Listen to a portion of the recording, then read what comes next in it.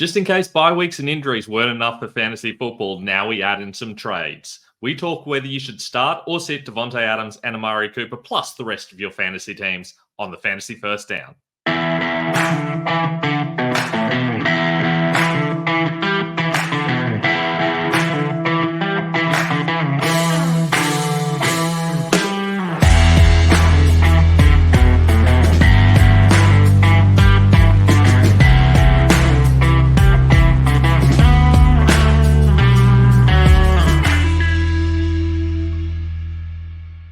I'm Ben Wasley. Welcome to the Start Sit Show for Week 7 on the Fantasy First Down. Today, we're going to go through every position, every player, ranking them, telling you who you should start this week, who has the best matchups, who's worth sitting this week, and can you start the new tradees? Well, if you haven't already, you can always check out our rankings at ffdfantasyfootball.com. Of course, you've got to hang around here if you want me to actually talk through them. You can also ask us questions either in the comments below, or you can follow us on Instagram at the Fantasy First Down or Twitter at Fantasy First Down with Noah. And if you haven't already, it would be great if you could like and subscribe on YouTube as well. But let's get into my rankings for Week 7. And we're starting off, as usual, with the quarterbacks. And Lamar Jackson, once again, up the top, gets a great matchup against Tampa Bay. I think this is going to be a tremendously high-scoring game. So Lamar Jackson has been elite this season. He faces the Buccaneers, who've conceded the second most fantasy points to quarterbacks this season. For me, this should be pretty much locked up. The only time you're having a conversation is if for some reason you have Lamar Jackson and Jaden Daniels, and all I can say is congratulations. Unless it's a dynasty league, please trade one of them away so you can start both guys in another guy in a different position.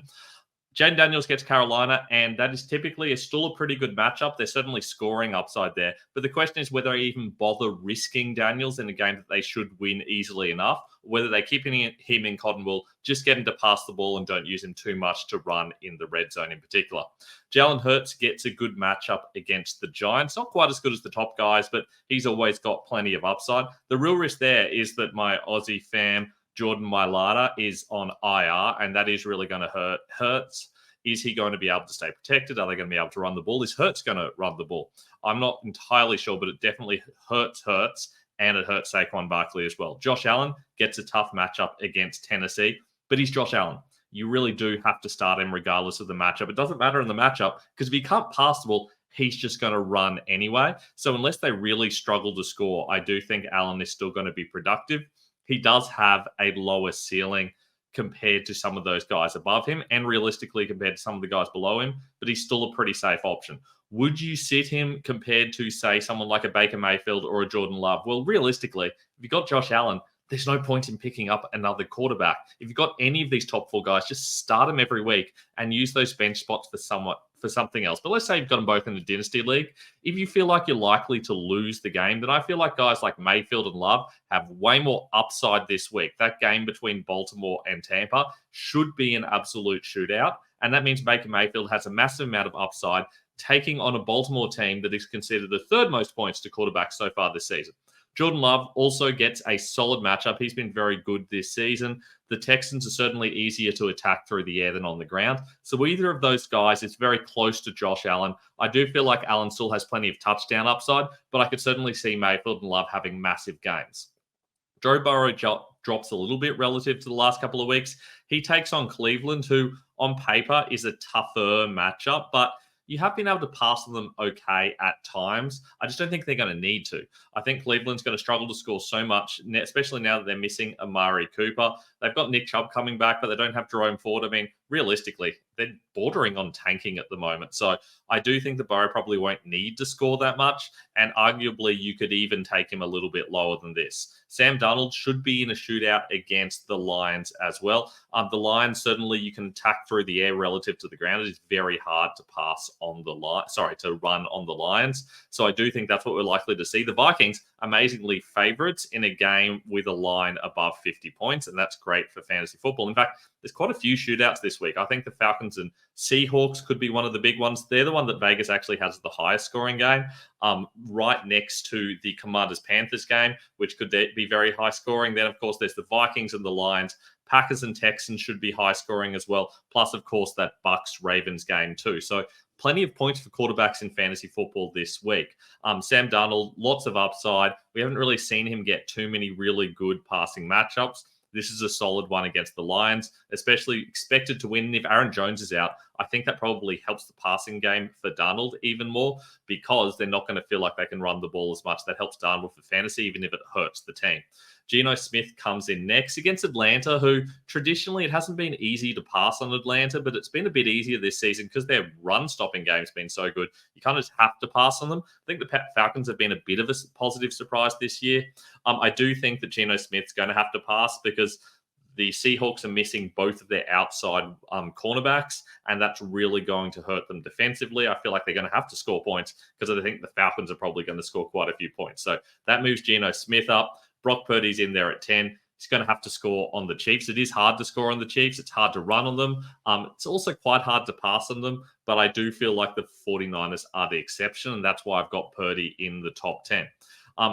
I've actually made a change since I made this graphic and posted it. Kirk Cousins has moved up to 11 for me. That's with the Seahawks cornerbacks both being out. Rick Woolen in particular is a big loss for them. They're going to be bringing in guys with way less experience. I do think that is where Atlanta is going to attack them because it's probably not going to be very effectively on the ground. You have traditionally been able to run on the Seahawks, but they have improved on that a little bit this season. I think the Falcons are pretty strong favorites regardless. I really like backing them in this game. Anthony Richardson against Miami. I mean, assuming he has all his starting wide receivers, I feel like there's upside here. Doesn't have Jonathan Taylor. They've struggled to run the ball, but against Miami, I mean, it is not easy to pass on Miami, but it is easy to run on Miami. Are they going to do it with the running backs or are they going to do it with Richardson? I feel like there's such high scoring upside and such high rushing upside that Richardson's pretty high for me this week, even though I don't traditionally like him in the passing game. CJ Stroud gets Green Bay. Green Bay, I mean, they're not the easiest matchup. They've been defensively really good this season. Stroud missing Nico Collins. I think this is going to be a tough situation for him, so I moved Stroud down a little bit. I skipped over Patrick Mahomes, which is very rude given I literally have Mahomes jersey behind me. Look, I love Patrick Mahomes. You guys know this, but I'm not going to let my personal loyalties get in the way of my rankings. Mahomes has just been terrible for fantasy this year. He could bounce back against the 49ers. This is the game where they really need him to step up. But it's not easy to move the ball on the 49ers. Traditionally, you've passed on them, but they've improved their quarterbacks. You can run on them a little bit. So I think we're probably just going to see a typical mixed game by KC, and I don't think that's going to help Mahomes too much. I think their strong defensive play is going to be the thing that they lean on, and they're not going to want this to be a particularly high-scoring game, and that really hurts Mahomes. Kyler Murray way lower than you would usually see him. That's because he takes on the Chargers. And the Chargers are very good defensively this year. Now, to be fair, they had some easy matchups as well. But especially with Marvin Harrison potentially not 100%, I do think he probably plays. He has trained. But it still hurts Kyler. So Kyler's lower than you'll probably see him this season for the rest of the season. And Jared Goff's the really only other one that I'd consider starting. Gets a really good matchup against the Vikings. You can't run on the Vikings, so they're going to have to pass on them. Do they have the passing game to make that work? I think probably yes. So I do think that you're going to see Jared Goff be solid this week, and he's the last guy that I'm generally interested in starting. I think Daniel Jones is mildly interesting if you're desperate, especially in a super flex league. I feel like you probably would have to start Jones. I certainly do in the Superflex League. Against Philly, you can kind of pass the ball on Philly, not as well as last season. Trevor Lawrence gets an easy matchup against New England, but I don't think they need to pass the ball. So even though he seems tempting, I wouldn't. And the last two guys are interesting simply because they've got good matchups. Drake May against Jacksonville. Is he going to be able to back it up? I think it's risky because he's a rookie. He's only played one game. He certainly made some errors, and I feel like they're not going to want to repeat that situation. But there's certainly upside there. And Andy Dalton against Washington. Washington's always been someone you can attack through the air. We know Dalton will be aggressive. Washington will score points in what should be a high-scoring game. So Carolina will have to as well, and that should help Dalton. Also interesting to see Justin Herbert relatively high up. That's more to do with who's below him than anybody else. And he gets a solid matchup against Arizona, but I think they're probably going to want to run the ball. Even though he might seem tempting, you can run on Arizona as well. Let's talk running backs. Kyren Williams back up the top for me, gets such a good workload. I do think they'll start to work in Blake Corum a little bit more, especially coming out of their bye week. But Williams is still the guy. against the Raiders. The Raiders is a fantastic running matchup. In fact, it's a good matchup in general. But I do think they're going to run the ball a lot. So expect to see a lot of Kyron Williams. Saquon Barkley at 2. I think I might move him down to 3 with the news that my Lada's out. Haven't really decided yet. He and Derrick Henry are reasonably close for me. You certainly don't find it easy running on the Giants, but I think with Saquon, there's so much touchdown upside that you kind of still have to use him. And Derrick Henry against the Bucks. I mean, it's another situation where it's an okay matchup, but you're better off passing on them. But I still think they're going to use Henry anytime they get near the goal line. Gives him massive upside. Kenneth Walker with that tough matchup against Atlanta. But again, use so much around the goal line. When you have these goal line backs that they're just going to lean on all the time, you just have to start them every single week. Anyway, that's the logic. It didn't work for Alvin Kamara, who I originally ranked him outside my top 10, and I kept on just slightly moving up, thinking, surely they've got to pass the ball to him. Surely they've got to use him. And we all know how that worked out. That was a very frustrating and disappointing game. Denver's defense looks legit, but New Orleans, what are you doing? Use Jake Haener. Jake Haener is clearly the better quarterback of the two. Spencer Rattler is not ready. We knew when you drafted Spencer Rattler, he's a project. Did you really think 5 weeks, 6 weeks into the season, this was the time to roll him out? And then after you saw how he played, you went, yeah, that was fun. Let's do that again. That makes no sense to me. Use Jake Haener. We could see on that last drive how effective he was. He's certainly the better option of your two. Given Dennis Allen, realistically, probably need to win some games to keep your job, mate. Now, Bijan Robinson, fantastic last week, but he did ultimately split snaps with Tyler Algier. That was mostly when the game was kind of running out. They used a lot of Algier. There is also the risk they do that against Seattle, but you can certainly run on Seattle sufficiently to make Bijan a good starter. Chuba Hubbard against Washington. Expect this to be a very high-scoring game, and that helps the running backs because it really ups their touchdown upside. Breece Hall against Pittsburgh. It feels like he's been used more the last couple of games, but he hasn't. They've played less snaps the last couple of games, and so Hall's been in there for a higher proportion of snaps. Talked about this the last 3 or 4 weeks. Basically, they seem to have a cap on Hall's snaps around 50 to 60 snaps. They don't want him out there any more than that. So Braylon Allen will play more either when they're well ahead or well behind, or if they're playing a game where it seems like they're going to have a lot of the ball for whatever reason. And I don't know how that's going to look this week against Pittsburgh. Pittsburgh's got a very solid defense, but, the Jets have been looking better of late. Now they have Davante Adams. Certainly, if you're going to do something against Pittsburgh, running against them isn't the greatest strategy, but it's not like they're easy to pass on either. I do think we're probably going to see checkdowns to Hall, so PPR is going to benefit from that, but he's looking risky this season. He's certainly not the guy we thought he was going to be when you're picking him within the first 5 picks of your drafts. J.K. Dobbins against Arizona. You can certainly run on Arizona. I mean, you can pass on them too. You can do anything you want to Arizona, basically. They're defensively not very good. Haven't been for a while. I do think that Dobbins is going to be the lead back. We'll see a little bit of Kamani Vidal, but realistically, I think Dobbins is the main guy. And Joe Mixon against Green Bay. This is an okay matchup, but Mixon does seem to be the main guy. The only concern is what happens on third downs. Do they take him off? And what happens with all the other guys that are kind of mixing in? Don't know if I've got the Chicago symbol against Joe Mixon. That's weird. Of course, he plays for Houston. But anyway, I do think we probably see a Gunbar Wale coming in as the passing down back, and you will see a little bit of Dameon Pierce just to spell Mixon. It's basically down to Mixon's health, how much he plays, but I do think he's got a lot of upside. He's someone I would definitely start for that upside. Tony Pollard, another guy with a heap of upside. Tyjae Spears is out. He gets Buffalo, the best rushing matchup. I could honestly see myself moving him as high up as 8th or 9th, realistically. I do think that he has plenty of upside this week. Josh Jacobs against Houston has been getting a really big workload, but this is not the easiest matchup for him.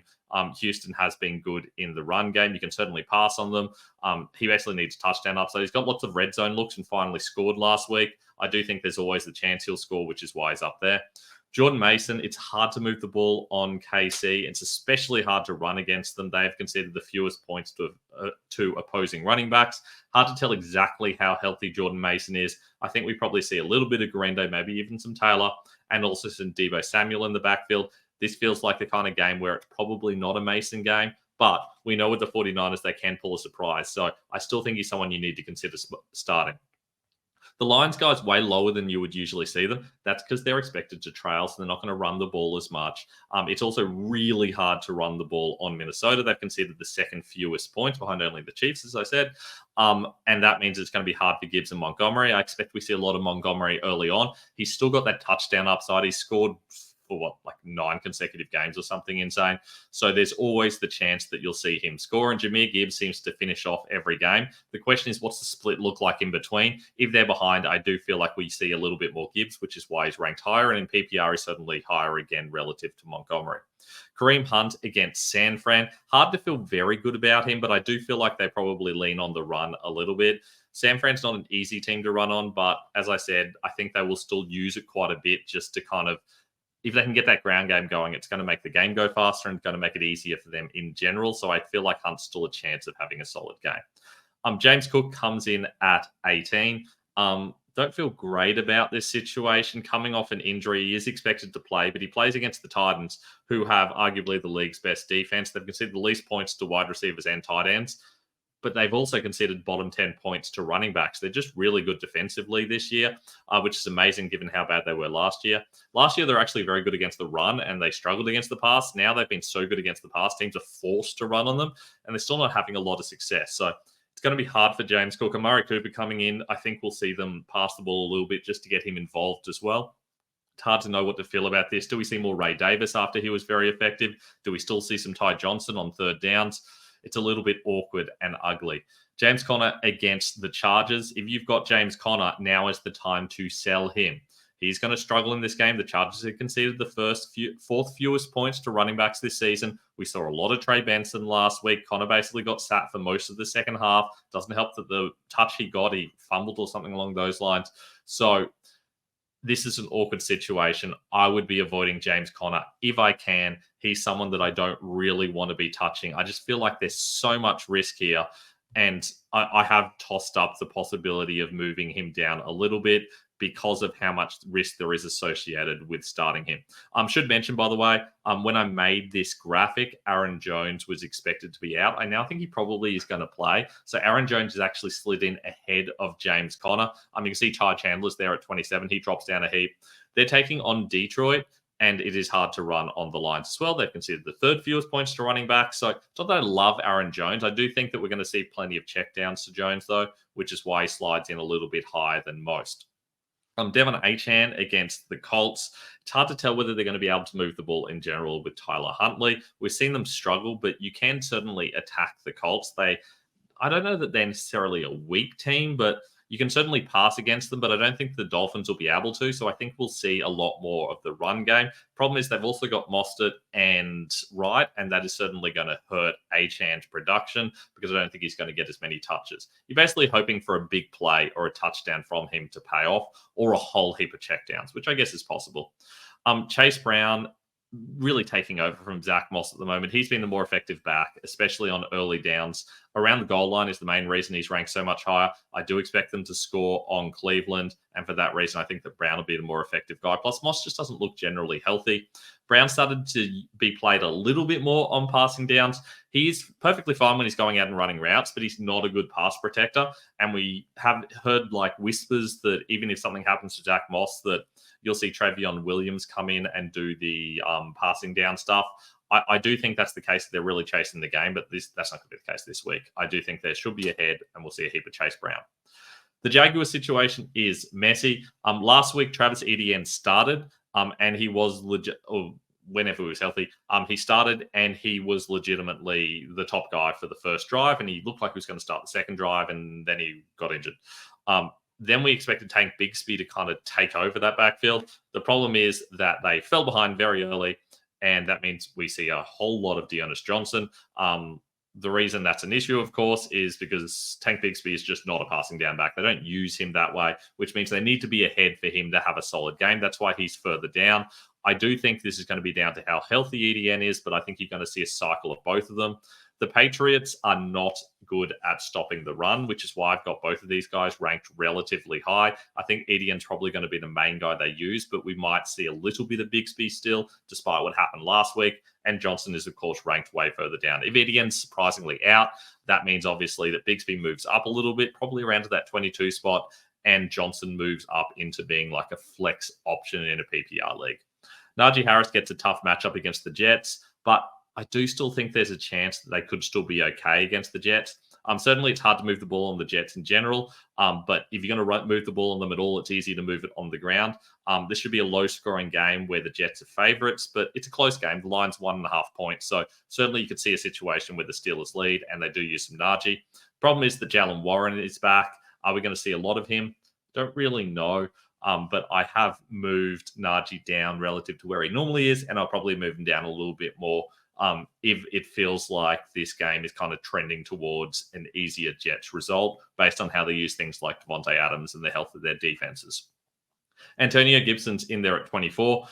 Tossed up, sliding him up a little bit, but I still think they're underdogs against the Jaguars. They tried to get him going last game. If they can stay in the game, he certainly could have an effective game. And there is a reasonable argument to start him over Etienne and Harris, depending on whether you're looking for upside or not. I do wish I started Javonte Williams way higher up as well. I don't know why he's down at 25. He should be up at 22. I should have thought that through a little bit better. But Antonio Gibson is, I think, going to be a solid option. Ramondre Stevenson not out for sure, but I think he probably will be. And for that reason, Gibson is kind of a solid low-end RB2 option.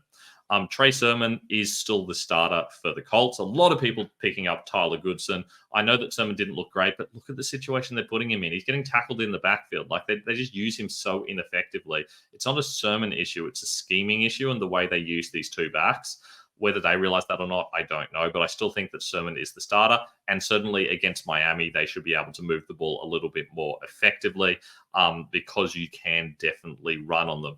So for that reason, I do think that Sermon's going to have a solid game. The Colts are the favorites, and it's against a team that is considered the fourth most points to running backs. You'd have to feel like that gives Sermon a bit of a boost, and I think I could even argue myself into moving him up a little bit if I wanted to. Zamir White comes back in. I think with what we've seen from Alexander Mattison, how they don't really trust him relative to Amir Abdullah, Zamir White's probably the starter here, but it is going to be very much a committee situation. They take on the Rams, who you can definitely run on. Whether they're going to be able to run on them is a different question altogether. The Rams are 7-point favorites, and that means that we'll probably be behind relatively early. I think I could argue myself into moving Zamir White down a little bit. I've also got Rashad White quite low down because taking on the Ravens, and the Ravens are so good defensively against the run. Fifth fewest points conceded against the run. It's just that they concede so many points in general that they will concede some running touchdowns. Problem is, do they go to White or do they go to Bucky Irving, who's ranked very close to him as well? I think this is going to be a true committee, and you might even see some Sean Tucker as well, especially if the game gets out of hand or if they need a bit of a spark. Austin Eckler against Carolina.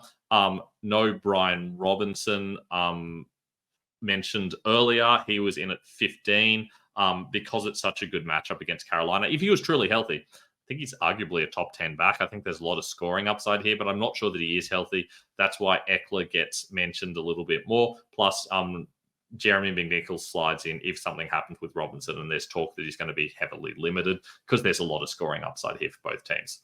There's Alexander Mattison. I mentioned Zamir White earlier. I think that White's probably the starter, but Mattison could be involved, has a little bit of upside. And then you've got both of the Giants guys. I don't think they're going to be used particularly heavily against Philly. It's not easy to run on Philly. I feel like they're going to need to pass. I have actually switched these guys around in my latest rankings since I made this graphic. I'll just check what I've got. So I've moved Tracy up to 33 and Singletary down to 37. So basically swapped them. The reason for that is we have heard reports that Singletary is going to be a little bit limited. I still think he's going to get the passing down work, but we'll see enough of Tracy to make him like a borderline option. There's Tyler Goodson. I talked about the Colts situation earlier, and Zach Moss talked about the Bengals too. Tyler Algier is probably the first of the handcuffs. If they get enough of an early lead, he could be very productive against Seattle, but that's a big if. And you're taking a big risk by starting him. But he is still one of the most valuable bench running backs, along with Braylon Allen. Raheem Mostert against Indy. I feel like we could see a little bit of Mostert, but it's not easy to trust him like last season. He was such a high-scoring back last season. Think about guys like Mostert, Etienne, Rashad White, all top 5 backs last season, all barely startable now. Kind of depressing. Speaking of depressing, Nick Chubb's injury sucked, but it's fantastic to see him hopefully back.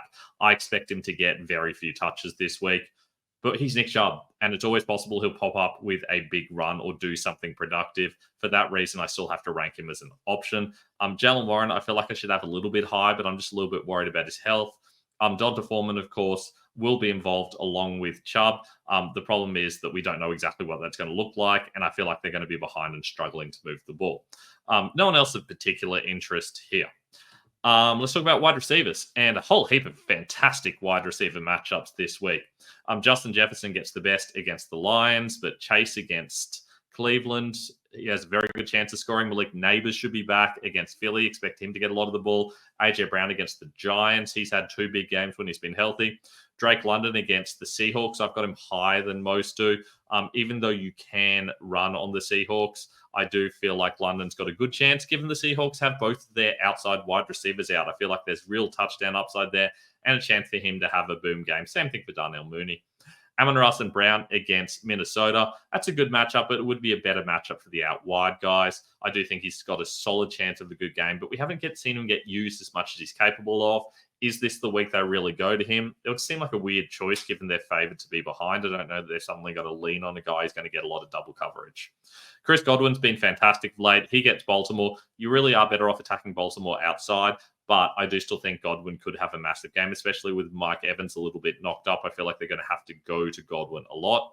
Deontay Johnson against Washington, another fantastic matchup. Assuming he's healthy, should have another big game. Jaden Reed, not getting those snaps, but getting those touches.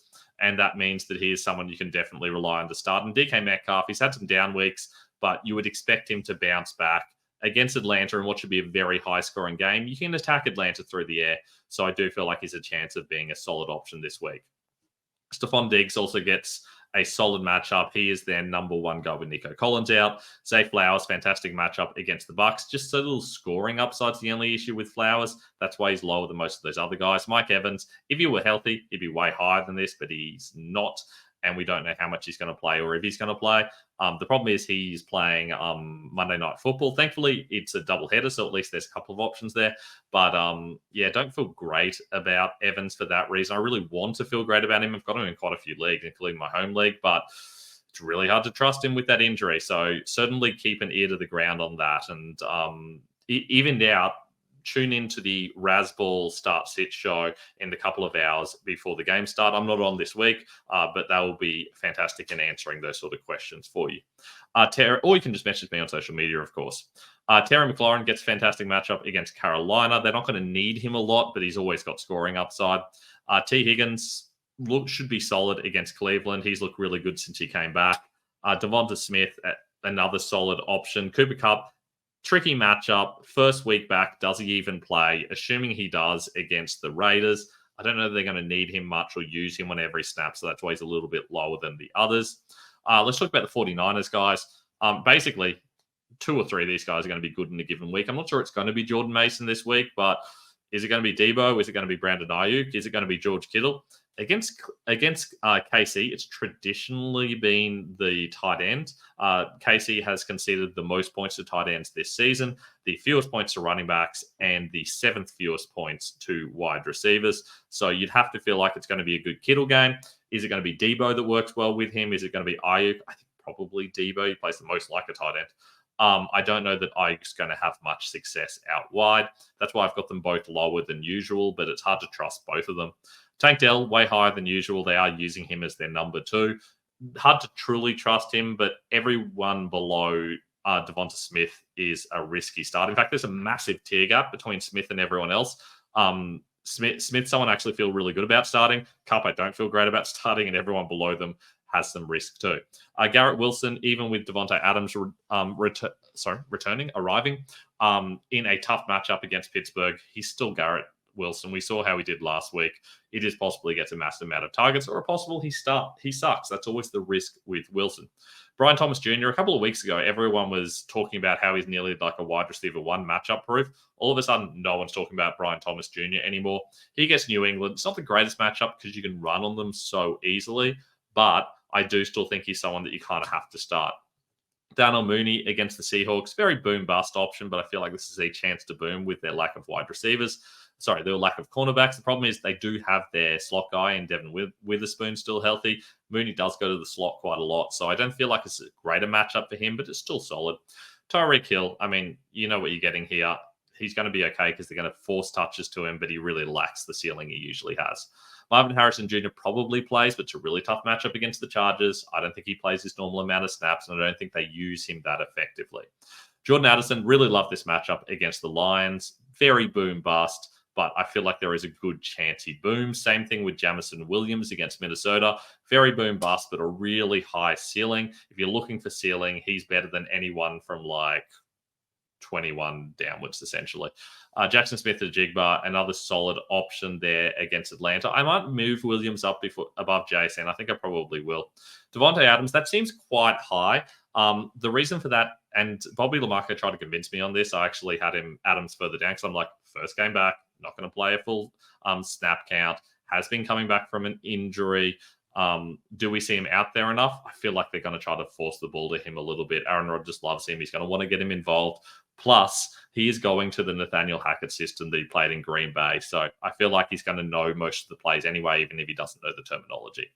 Ladd McConkey, I don't really want to have him this high, but against Arizona, it's a good matchup. I feel like he's got scoring upside.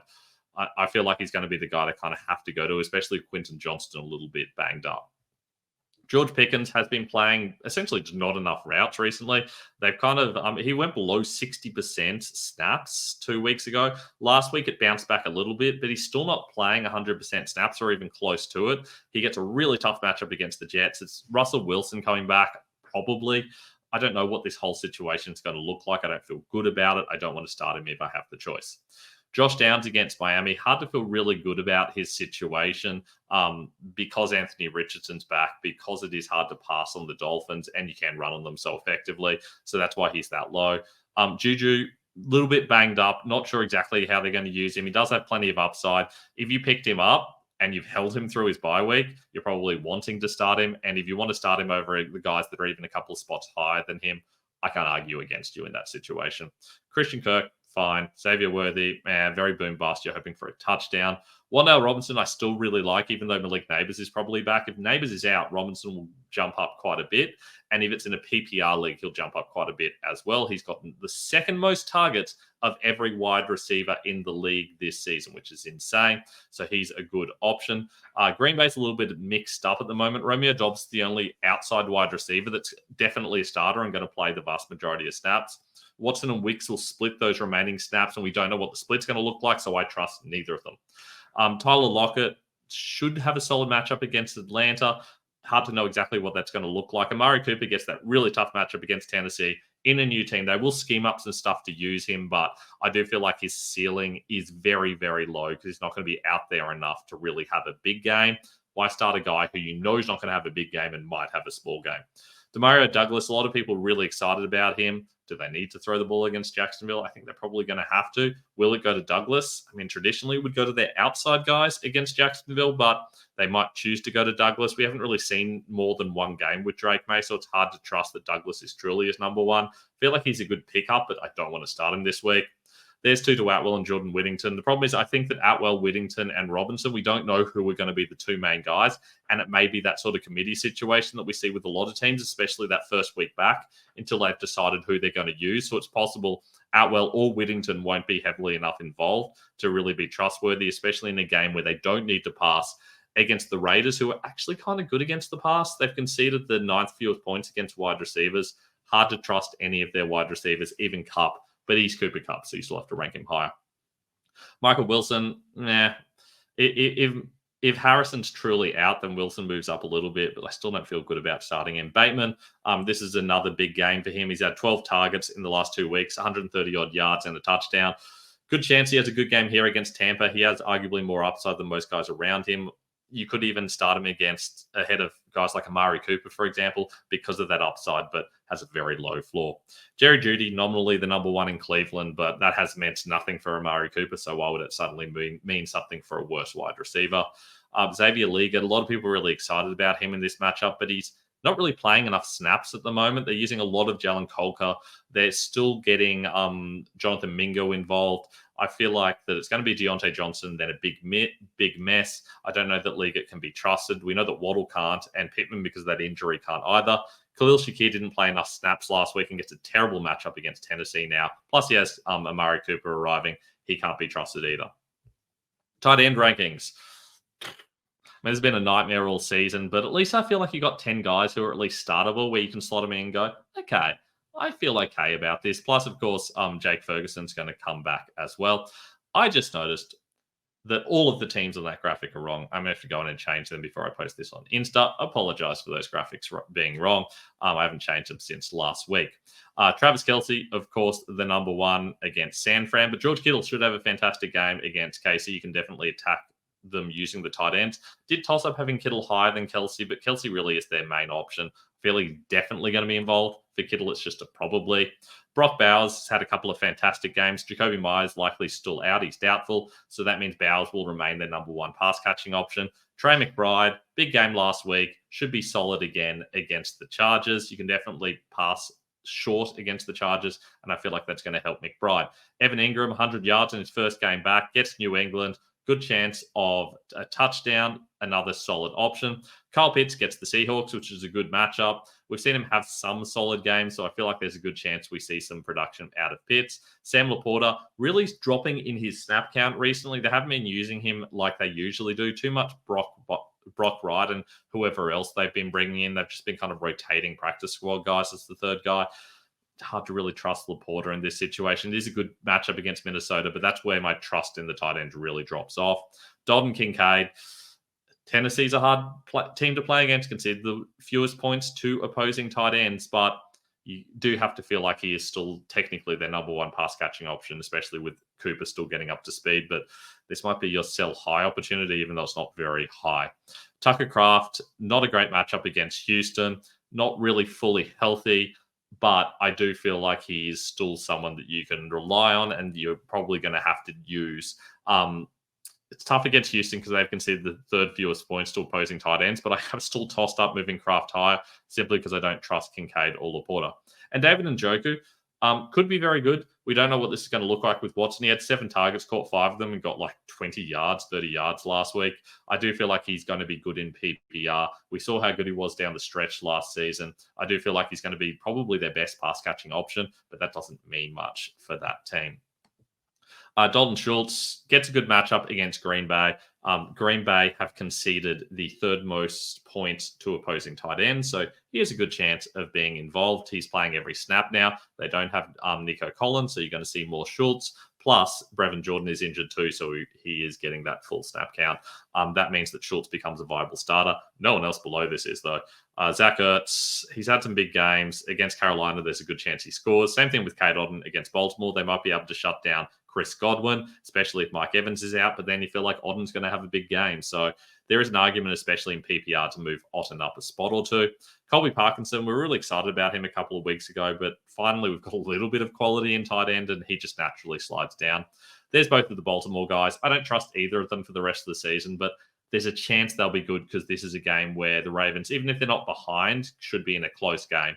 And that means both Andrews and Likely have a chance to be involved. Hunter Henry against Jacksonville, solid matchup. Feel solid about him, but not good. I feel like he has scoring upside, but that's about it. Don't want to start him. Pat Freiermuth against the Jets. It's a horrible matchup. And with Russell Wilson, are we going to see him involved? We have no idea. Dallas Goedert's out, which kind of sucks. Grant Calcaterra is the main backup. He is not Dallas Goedert, and they now have A.J. Brown and Devonta Smith back, so that's why Calcaterra is way lower, even though I expect he takes on that role.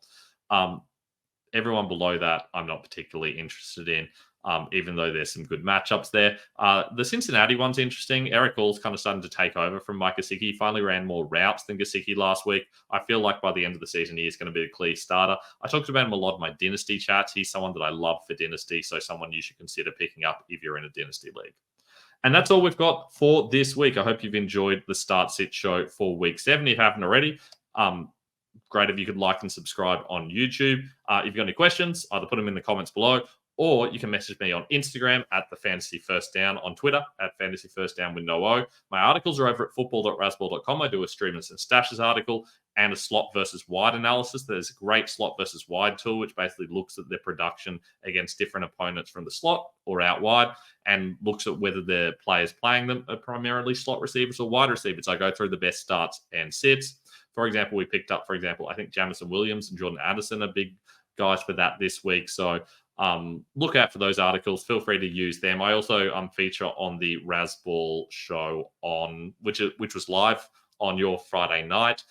So I would recommend checking that out on the Rasball YouTube channel if you like shorter form stuff where it's more discussion and things like that too.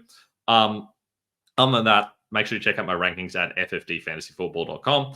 And I hope you enjoy week 7 of football. I will see you next week as we hit the halfway mark of the season.